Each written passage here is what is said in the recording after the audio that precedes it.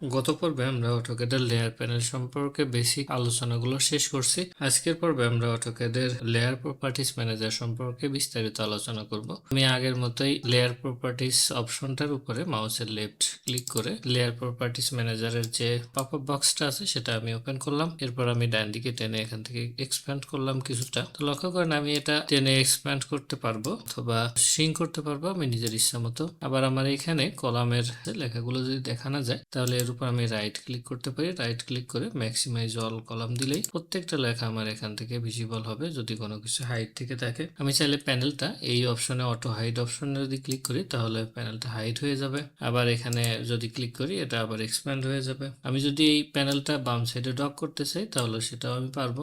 আবার যদি এখান থেকে টেনে বের করে বাইরে নিয়ে আসতে চাই সেটাও আমি পারবো। এটা আমি একটু বাম সাইডে সরাই রাখলাম এবং টেনে কিছুটা এক্সপ্যান্ড করলাম। এখন লক্ষ্য করেন আমাদের যে ডাইমেনশন লেয়ারটা আছে এই লেয়ারের বাম সাইডে একটা টিক চিহ্ন আছে, তার মানে হলো আমার ডাইমেনশন লেয়ারটা এখন অ্যাক্টিভ আছে। আমি অন্য লেয়ার অ্যাক্টিভ করতে চাইলে আমার এই স্ট্যাটাস কলামটা আছে এখানে এসে ডাবল ক্লিক করতে হবে, তাহলে সেটাই অ্যাক্টিভ হয়ে যাবে। যেই লেয়ারটা অ্যাক্টিভ থাকবে আমি যখন কোনো কিছু ড্র করব মূলত সেই লেয়ারে ড্র হবে। যেমন আমি নতুন একটা সার্কেল যদি এখানে ড্র করতে যাই তাহলে আমার জিরো লেয়ারের যে প্রপার্টিস আছে সেটাই এখানে অ্যাপ্লাই হবে। আমার ডাইমেনশন লেয়ারটা আবার অ্যাক্টিভ করে সেটা দিয়ে সার্কেল ড্র করতে যাই তাহলে ডাইমেনশন লেয়ারের পুরো প্রপার্টিস এখানে অ্যাপ্লাই হবে। আমরা চাইলে আমাদের প্রত্যেকটা লেয়ারের প্রপার্টি চেঞ্জ করতে পারবো। আমি আমার এই প্যানেলটা টেনে একটু উপরের দিকে নিয়ে যাই। প্রথমে যে কালার কলামটা আছে আমি ডাইমেনশন লেয়ারের কালার চেঞ্জ করব। কালার চেঞ্জ করার জন্য আমাকে প্রথমে এই কালার কলামের এখানে ক্লিক করতে হবে। ক্লিক করার পরে এই যে কালার প্যালেটটা ওপেন হবে, সেখান থেকে আমি যে কোনো কালার সিলেক্ট করে নিতে পারবো। আমি এখন চাচ্ছিলাম যে অন্য একটা কালার, এই কালারটা আমি নিব। তো এটা কালারটা সিলেক্ট করে ওকে বাটনে চাপ দিব। তাহলে আমার ডাইমেনশন লেয়ারের যতগুলো অবজেক্ট আছে সমস্ত অবজেক্টের কালার আমার সিলেক্টেড কালারে পরিণত হবে। আমি চাইলে লাইন টাইপ চেঞ্জ করতে পারি। এখানে আমাদের যে লাইন টাইপ অপশনটা আছে এখানে যদি ক্লিক করি তাহলে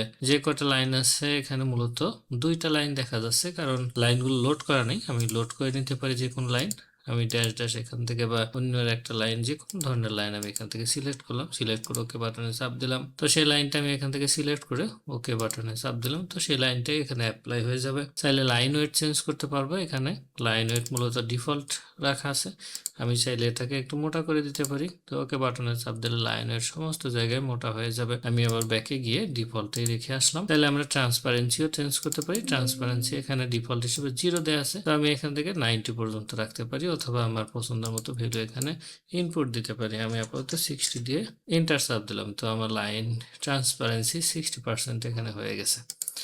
ডিফল্ট হিসেবে আবার 0-তে নিয়ে গিয়ে রাখলাম। কোনো লেয়ারকে আমি যদি লক করতে চাই তাহলে আমার এই লকে আসতে হবে। লকটা সিলেক্ট করে দিলে এই লেয়ারের কাছে যখন কার্সরটা নিয়ে যাব তখন একটা লক সিম্বল দেখাবে। মানে আমি চাইলেও এই লেয়ারটার মডিফাই করতে পারবো না যদি না আমি লকটা না খুলি। এখান থেকে লকটা আমি খুলে রাখলাম।